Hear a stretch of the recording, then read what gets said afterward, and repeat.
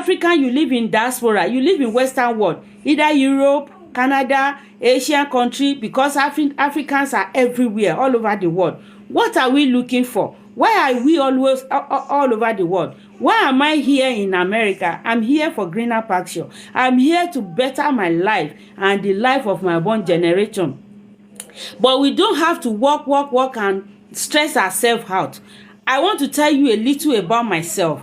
Like I said when I get started, if you are just joining me, my name is Comfort. I live in United States of America. I'm a mom and a wife.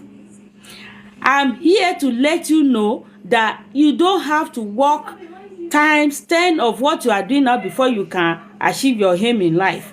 And I'm here to let you know that 9 to 5 job can never give you financial freedom and time freedom. If you desire financial freedom, you desire time freedom. What is financial freedom? Financial freedom is when you have money